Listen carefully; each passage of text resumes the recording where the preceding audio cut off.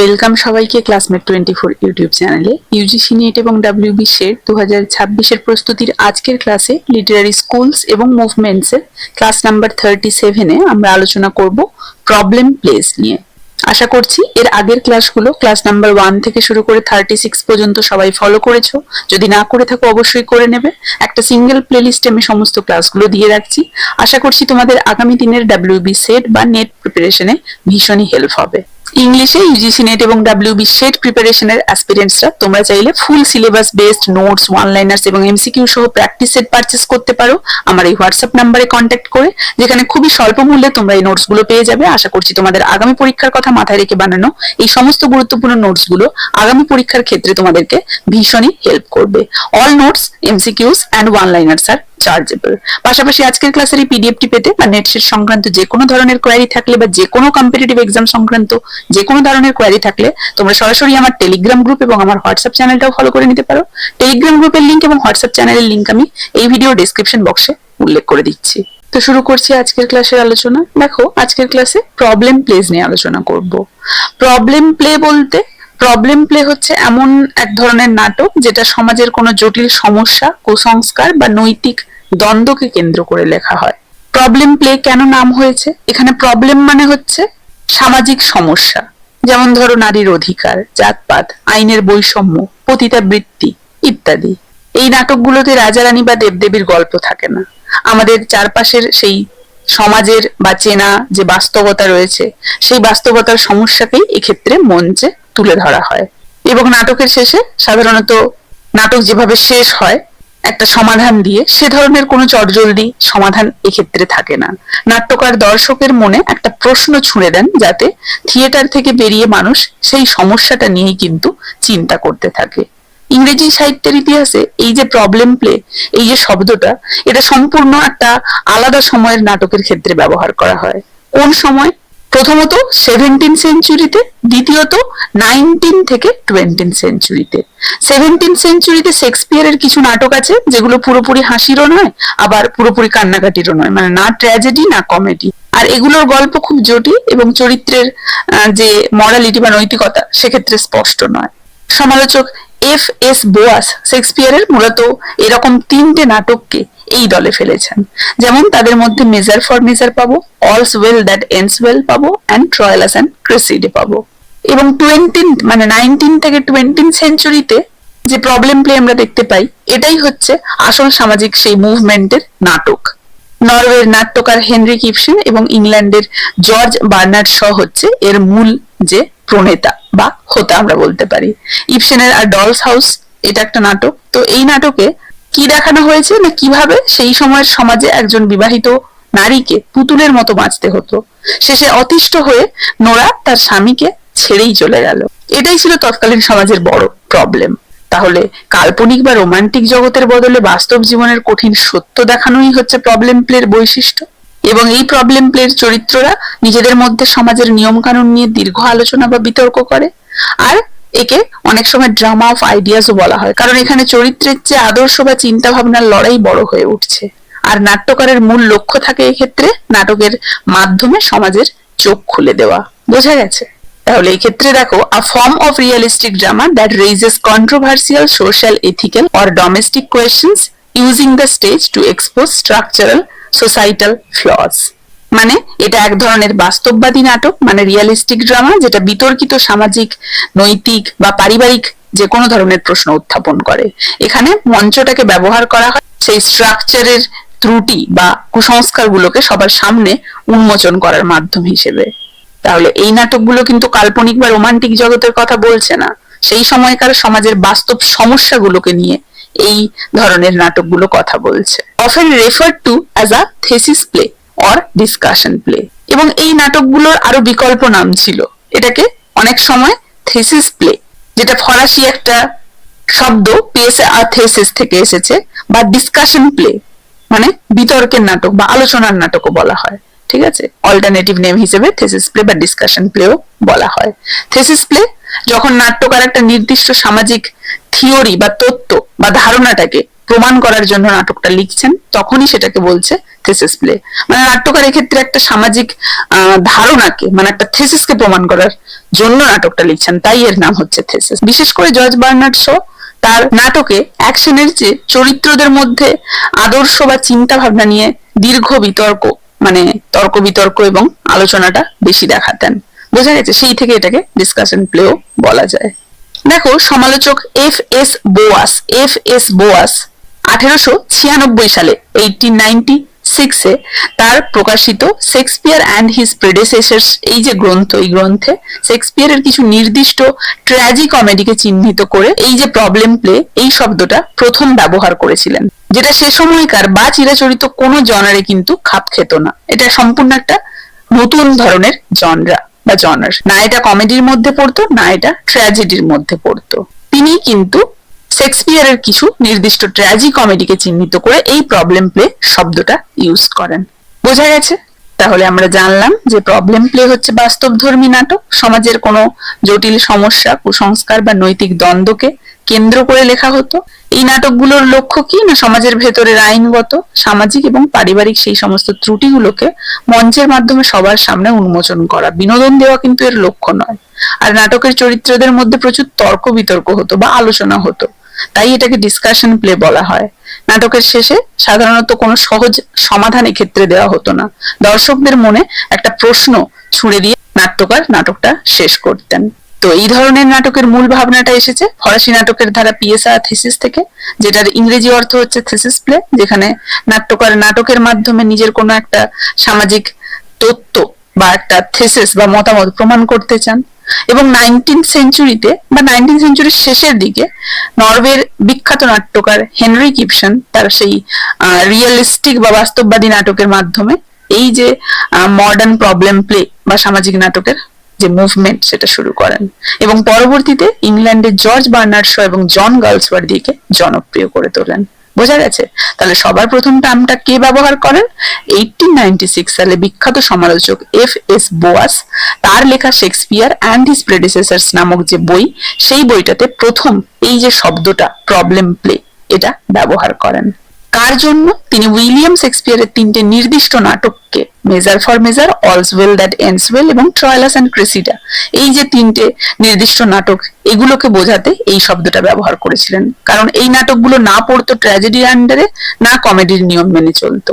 তো এগুলোর সুর এতটাই আলাদা, এতটাই কমপ্লেক্স এবং অন্ধকারাচ্ছন্ন যে এগুলোকে তিনি ব্যাখ্যা করার সময় এগুলোকে প্রবলেম প্লে বলে চিহ্নিত করেন। বোঝা গেছে? এই দেখো, ডুয়াল ক্লাসিফিকেশন আমি এখানে দেখিয়েছি। প্রথমত আসছে the Shakespearean problem place early 17th century. Tragedy এবং কমেডির মাঝামাঝি একটা অস্বস্তিকর অবস্থান, অত্যন্ত অন্ধকার, তিক্ত এবং হতাশাবাদী একটা টোনে লেখা এই সমস্ত নাটকগুলো। এই নাটকের চরিত্রগুলো অস্পষ্ট, কেউ পুরোপুরি ভাবে ভালো নয়, আবার কেউ পুরোপুরি ভাবে খারাপ নয়। একটা মরাল অ্যাম্বিগুইটি থাকতো। হঠাৎ করে জোর করে আনা সেই সমস্ত হ্যাপি এন্ডিং এর মধ্যে দেখা যেত। আর এই সমস্ত নাটকের প্লটের সেই কমপ্লেক্সিটি মেলাতে প্রায়ই কিন্তু সেই বেড ট্রিক ব্যবহৃত হতো। বেড ট্রিক হচ্ছে এমন একটা কৌশল যেখানে অন্ধকারে মূল চরিত্রের অজান্তে তার স্ত্রীর জায়গায় অন্য কোনো নারী তার সেই শয্যাটা গ্রহণ করে, সেটাকে বেড ট্রিক বলা হচ্ছে। আমরা অলস ওয়েল দ্যাট এন্ডস ওয়েলে ওটা দেখেছি, মেজার ফর মেজারে ওটা দেখেছি, ঘটেছে, তাই না? এখানে আমি 3টে নাটকের কথাই উল্লেখ করেছি যেগুলো থেকে এই নামটা এসেছিল। এফ.এস. বোয়াস সেই অলস ওয়েল দ্যাট এন্ডস ওয়েল, যেটা এসেছিল 1602-তে, ট্রয়লাস ক্রেসিডা 1602-তে এবং মেজার ফর মেজার এসেছিল 1604-এ। দেখো, অলস ওয়েল দ্যাট এন্ডস ওয়েল এটা হচ্ছে একটা ফল্টি সোশ্যাল কন্ট্রাক্ট, তাই না? একতরফা বৈবাহিক সেই অবলাইগেশনস। হেলেনা এবং বার্ট্রাম হেলেনাকে বিয়ে করতে বাধ্য হলেও তাকে কিন্তু স্ত্রী হিসেবে মানেননি। পরে দেখা যায় যে হেলেনা চতুরতার সাথে বেড ট্রিক ব্যবহার করে তার গর্ভে বার্ট্রামের সন্তান ধারণ করে নিজের অধিকার প্রতিষ্ঠা করতে চেয়েছিল। ট্রয়লাস ক্রেসিডাতে আমরা দেখতে পাই ট্রোজান যুদ্ধের সেই সমস্ত বীরত্বের ব্যঙ্গ করা। এখানে থিম হিসেবে আমরা সেই গভীর পরকীয়া, তাই না, ইনফাইডেলিটি এবং সেই ডিসইলিউশনমেন্ট দেখতে পাই। ট্রয়লাস, ক্রেসিডা, ডায়োমিসিসকে আমরা দেখতে পাই। হোমারের মহাকাব্যে যে ট্রোজান যুদ্ধকে গৌরবময় বলা হয়েছিল, শেক্সপিয়ারের এই নাটকে তাকে কিন্তু নোংরা এবং অর্থহীন যুদ্ধ হিসেবে দেখানো হয়েছে। আর মেজার ফর মেজার, দেখো, এর মূল বিষয় ছিল রাষ্ট্রীয় ক্ষমতার অপব্যবহার, তীব্র যৌন দুর্নীতি, তাই না? এবং থিম হিসেবে আমরা এখানে বলতেই পারি হিপোক্রাসি, মার্সি ইত্যাদি। তো ডিউক ভিনসেন্সিও এবং অ্যাঞ্জেলো এবং ইসাবেলা, এই তিনজনকে আমরা দেখতে পাই, সেই ভণ্ড শাসক, সেই নভিস সন্ন্যাসী আর ডিউক।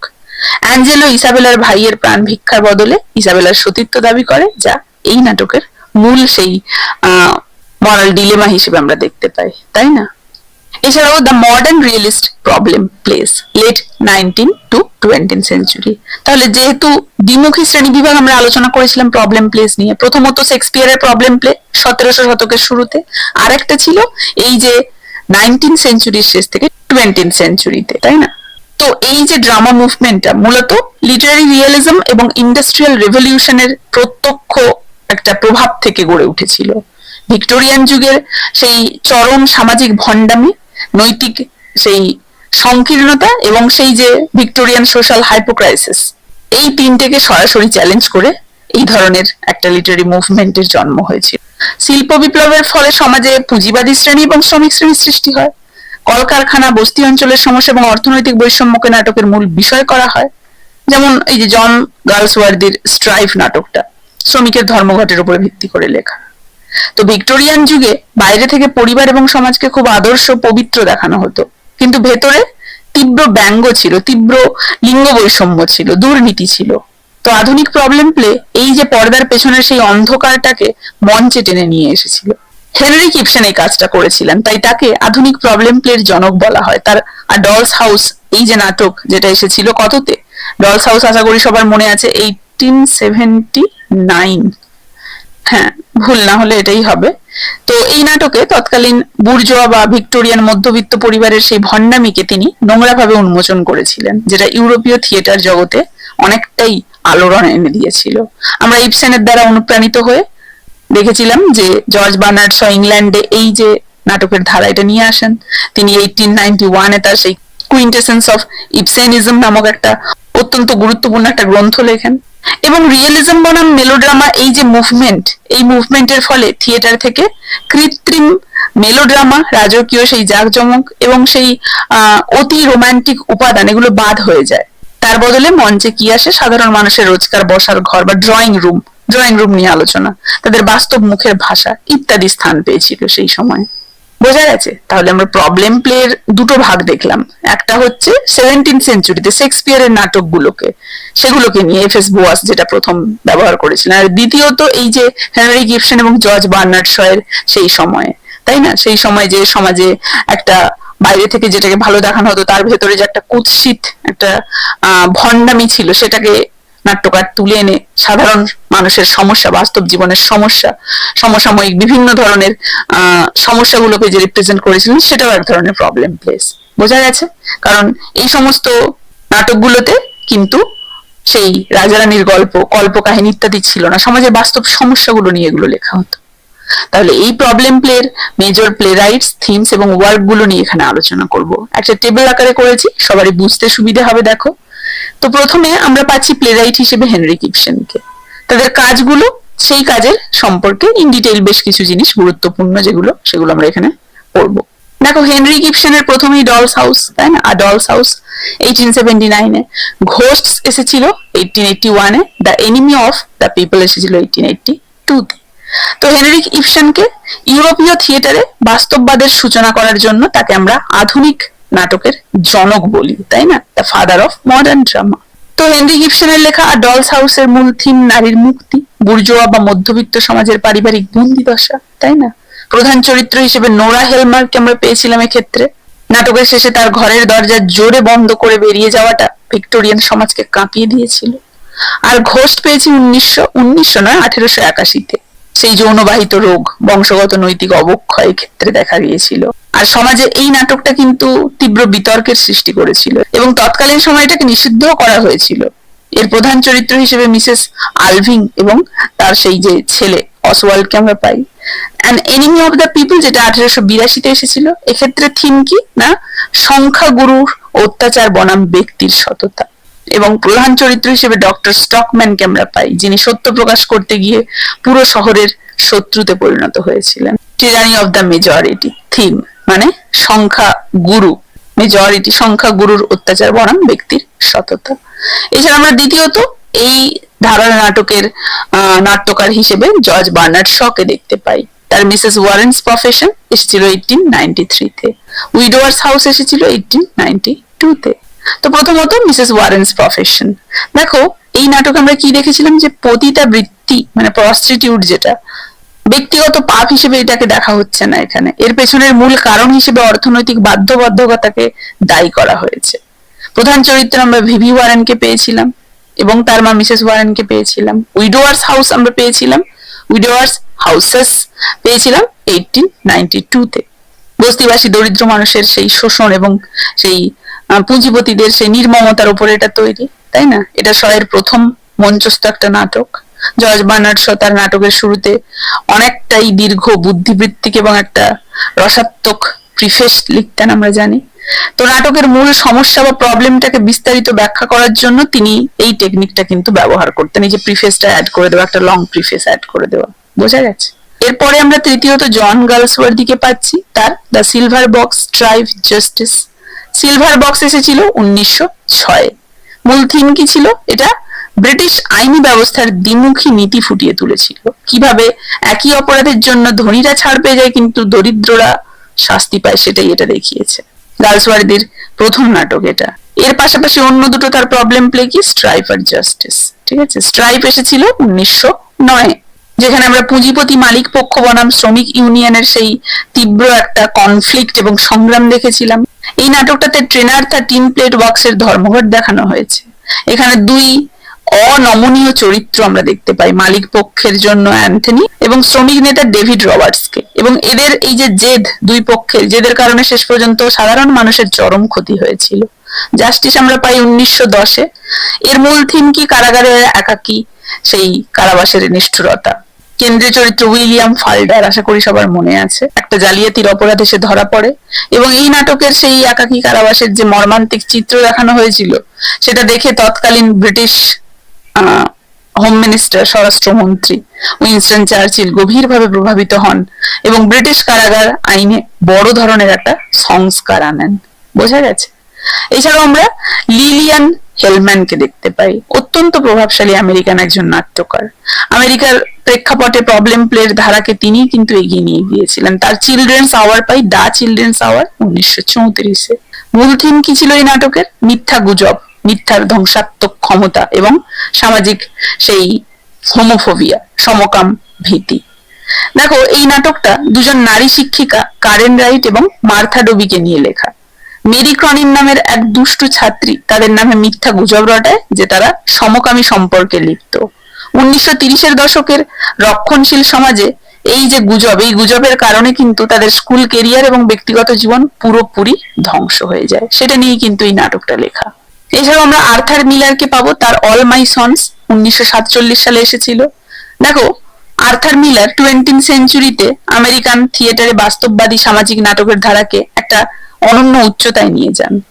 তার অল মাই সন্সের থিম হিসেবে আমরা কিন্তু যুদ্ধকালীন সেই প্রলিফিটারিং দেখতে পাবো, মানে সেই মুনাফাখোরি, যুদ্ধক্ষেত্রের অপরাধ বোধ এবং সামাজিক দায়বদ্ধতা অস্বীকার করা ইত্যাদি তার নাটকের বিষয়বস্তু হিসেবে আমরা দেখতে পাবো। তো তার এই যে অল মাই সন্স, এই নাটকটা আমেরিকান ড্রিমের অন্ধ মোহের পেছনের নিষ্ঠুর বাস্তবতাটাকে ফুটিয়ে তোলে। নাটকের প্রধান চরিত্র জো কেলার দ্বিতীয় বিশ্বযুদ্ধের সময় মার্কিন বিমান বাহিনীর সেই ত্রুটিপূর্ণ ইঞ্জিনের পার্টস সরবরাহ করেছিলেন। তিনি জানতেন এগুলো কিন্তু খারাপ, ত্রুটিপূর্ণ, কিন্তু নিজের ব্যবসার এবং মুনাফা বাঁচানোর চক্করে তিনি সত্যটাকে লুকিয়ে যান। এর ফলে 21 জন আমেরিকান পাইলটের কিন্তু মৃত্যু হয়েছিল। তো জো কেলারের যুক্তি ছিল কি না, তিনি যা কিছু করেছেন তার নিজের পরিবার এবং সন্তানদের ভবিষ্যৎ সুরক্ষিত করার জন্যই করেছেন। কিন্তু নাটকটা প্রমাণ করে যে নিজের পরিবারের স্বার্থে বাইরের সমাজের ক্ষতি করা যায় না, সেটা কখনোই সাপোর্ট করা যায় না এই যুক্তিটা। সমাজের সমস্ত তরুণী আসলে তার সন্তানের মতো, যেখান থেকে এই নাটকের নামটা এসেছে অল মাই সন্স। তো জো কেলারের নিজের ছেলেও একজন পাইলট ছিলেন, ঠিক আছে, সেই যে লরির আত্মহত্যা। তো বাবার এই যে অন্যায় কথা, এটা জানতে পেরে তিনি লজ্জা এবং অপরাধ বোধে যুদ্ধে নিজের বিমান ক্র্যাশ করে আত্মহত্যা করেন। নাটকের শেষে এই সত্যটা জানতে পেরে জো কেলার তীব্র অপরাধ বোধ থেকে নিজেকে শেষ করে দেয়, মানে নিজে আত্মহত্যা করেন। তো এই নাটকে ইবসেনের প্রভাব কোথায়? না, আর্থার মিলার এই নাটকটা লেখার সময় হেনরিক ইবসেনের সেই যে দ্য ওয়াইল্ড ডাক, সেই আইকনিক নাটক যেটা এসেছিল 1884-তে, সেটার দ্বারা গভীরভাবে অনুপ্রাণিত হয়েছিলেন। ইবসেনের মতোই মিলার এখানে একটা সাজানো একটা সুখী পরিবারের পেছনে অন্ধকার অতীত এবং সেই গোপন অপরাধকে মঞ্চে টেনে তুলে এনেছিলেন। তো এই নাটকটা ছাড়াও এই যে ধারায় আর্থার মিলারের আরো দুটো বিখ্যাত মাস্টারপিস রয়েছে। ডেথ অফ আ সেলসম্যান 1949-এ, যেটা সেই পুঁজিবাদের নির্মমতাকে দেখায়, আর দ্য ক্রুসিবল যেটা 1953-তে, যেটা ম্যাকিয়ার্থের সেই রাজনৈতিক অন্ধত্বকে উদাহরণ হিসেবে বা উপমা হিসেবে ব্যবহার করে লেখা। বোঝা গেছে? তাহলে আমরা জানলাম যে প্রবলেম প্লে হচ্ছে এমন এক ধরনের বাস্তববাদী নাটক যেটা কাল্পনিক বা রোমান্টিক জগতের কথা না বলে বরং আমাদের চেনা সমাজের জ্বলন্ত সামাজিক, নৈতিক এবং পারিবারিক সমস্যা আর কুসংস্কারকে মঞ্চের মাধ্যমে দর্শকদের সামনে উন্মোচন করছে। আর একটা নাম এর থিসিস প্লে, এছাড়াও ডিসকাশন প্লেও বলা হয়। এবং 1896 সালে এফ.এস. বোয়াস তার শেক্সপিয়ার অ্যান্ড হিজ প্রেডিসেসর্স বইতে প্রথম এই টার্ম ব্যবহার করেন। শেক্সপিয়ারের 3টে নির্দিষ্ট নাটকের সেই অন্ধকার এবং সেই কমপ্লেক্সিটি বোঝাতেই কিন্তু তিনি এটা ব্যবহার করেছিলেন, Measure for Measure, All's Well That Ends Well, Troilus and Cressida. এরপরে 19th সেঞ্চুরির শেষের দিকে শিল্প বিপ্লবের প্রেক্ষাপটে ভিক্টোরিয়ান সমাজের ভণ্ডামিকে চ্যালেঞ্জ করতে এই ধারার সেই আসল সামাজিক যে মুভমেন্ট সেটা শুরু হয়। এই মুভমেন্টের হোতাদের মধ্যে আমরা কাদেরকে পাচ্ছি? Henrique Ibsen, George Bernard Shaw, জন গালসওয়ার্দি। এবং আমেরিকার ক্ষেত্রে 20th সেঞ্চুরিতে আমেরিকা এই ধারাকে অত্যন্ত শক্তিশালী রূপ দেন কে? না, লিলিয়ান হেলম্যান তার দ্য চিলড্রেন্স আওয়ারের মাধ্যমে, Arthur Miller All My Sons এর মাধ্যমে। তো এই নাটকগুলোর সবচেয়ে বড় বৈশিষ্ট্য তাহলে কি? না, এদের কোনো সহজ বা সুখকর সমাপ্তি কিন্তু নেই, হ্যাপি এন্ডিং নেই। নাট্যকার নাটকের শেষে সমাজ এবং দর্শকদের উদ্দেশ্যে একটা প্রশ্ন চিহ্ন বা কোয়েশ্চেন মার্ক ছুড়ে দেন, যেটা মানুষকে থিয়েটার থেকে বের হওয়ার পরও সেই সমস্যাটা নিয়ে গভীরভাবে ভাবতে বাধ্য করায়। বোঝা গেছে? তো এই ছিল প্রবলেম প্লেস এবং প্রবলেম প্লেস নিয়ে ইন ডিটেইল। আশা করি প্রবলেম প্লে নিয়ে সবাইকে একটা ক্লিয়ার আইডিয়া দিতে পেরেছি। আর কারো কোথাও অসুবিধা নিয়ে এটা বুঝতে, কার কেমন লাগলো জানাবে। ভালো লাগলে একটা লাইক এবং একটা শেয়ার করে দেবে। আর এই ধরনেরই গুরুত্বপূর্ণ নেট এবং সেটের ওপরে সমস্ত ক্লাসেস পেয়ে যেতে অবশ্যই চ্যানেলটা সাবস্ক্রাইব করে নেবে। এই ক্লাসটা তাহলে এখানেই শেষ করছি। দেখা হচ্ছে এর পরবর্তী ক্লাসে আরো একটা গুরুত্বপূর্ণ টপিক নিয়ে।